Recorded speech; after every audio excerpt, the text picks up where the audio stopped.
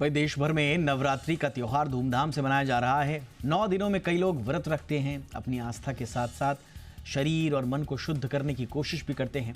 लेकिन कई बार ना व्रत के दौरान सही खान पान नहीं हो पाता और उसकी वजह से कमज़ोरी हो जाती है, चक्कर आने जैसी समस्या हो जाती हैं, थकान जैसी दिक्कतें होती हैं।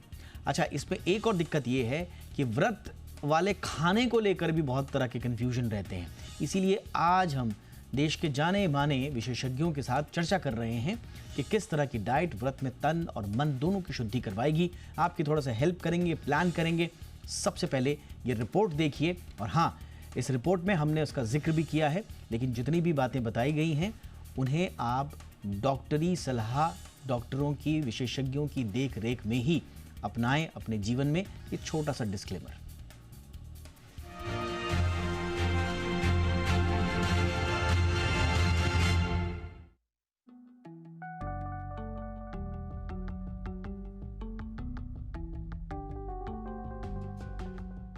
उपवास करना सिर्फ धार्मिक आस्था का हिस्सा नहीं है, ये आपके शरीर को भी एक नई ऊर्जा से भर सकता है।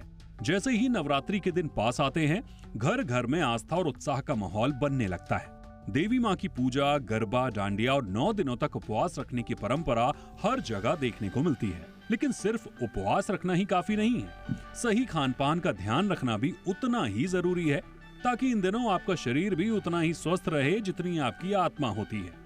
सबसे पहले तो आपको सही तरीके से उपवास रखने के फायदे बताते हैं। उपवास खासकर नवरात्रि के दौरान आपके शरीर को डिटॉक्स करने का एक शानदार मौका होता है।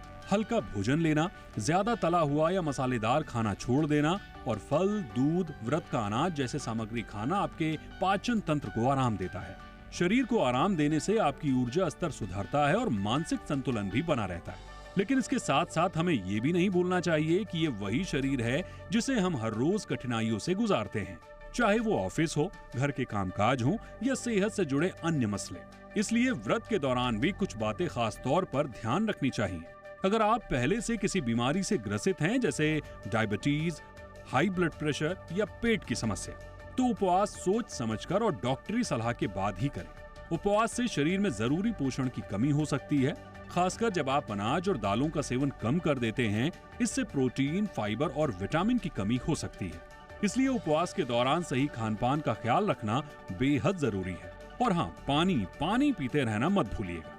नारियल पानी, छाछ या ताजे फलों का रस पीने से आपका शरीर हाइड्रेटेड रहता है।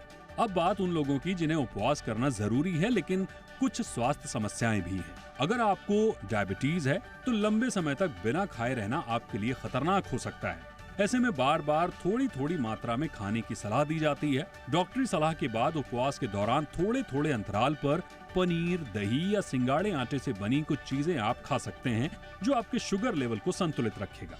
इसके अलावा हाई बीपी वालों के लिए बहुत ज्यादा नमक या तले हुए खाद्य पदार्थ खाना नुकसानदायक हो सकता है। इसलिए अगर आप उपवास रखते हैं तो डॉक्टर से सलाह लेना ना भूलें। अब बताते हैं कि आपका संतुलित डाइट प्लान क्या हो सकता है और कैसे आप व्रत वाले खाने से भी जरूरी पोषण तत्व शरीर को दे सकते हैं। फाइबर और प्रोटीन के लिए समा के चावल, कुट्टू का आटा और साबूदाना का सेवन कर सकते हैं। ये प्रोटीन और फाइबर से भरपूर होते हैं। इससे आपको पूरा दिन ऊर्जा मिलती रहेगी। पनीर और दही जैसे डेयरी उत्पाद भी अच्छे विकल्प हैं। तला हुआ खाना कम खाएं, क्योंकि पकौड़े और मिठाइयां ज्यादा खाने से आपको सुस्ती और भारीपन महसूस हो सकता है। इनकी बजाय भुना हुआ या बेक किया हुआ खाना बेहतर विकल्प है। और हाँ, पानी जरूर पिएं। दिन में कम से कम 8 से 10 गिलास पानी जरूर पिएं। इसके अलावा मिंट या अदरक वाली हर्बल चाय पाचन में मदद करती है। एक बात और जो ध्यान रखने वाली है वो है कैफीन का इंटेक। उपवास के दौरान चाय और कॉफी की मात्रा सीमित रखें, क्योंकि ये डिहाइड्रेशन और नींद की कमी का कारण बन सकती है। नवरात्रि में उपवास सिर्फ धार्मिक परंपरा ही नहीं है, ये आपके शरीर और आत्मा को नया जीवन देने का समय भी है। तो इस साल अपने उपवास को एक नए नजरिए से देखें, शरीर को आराम दें, सही और पौष्टिक आहार लें और परंपरा का पालन करते हुए भी अपनी सेहत का ध्यान रखें। ब्यूरो रिपोर्ट, जी मीडिया।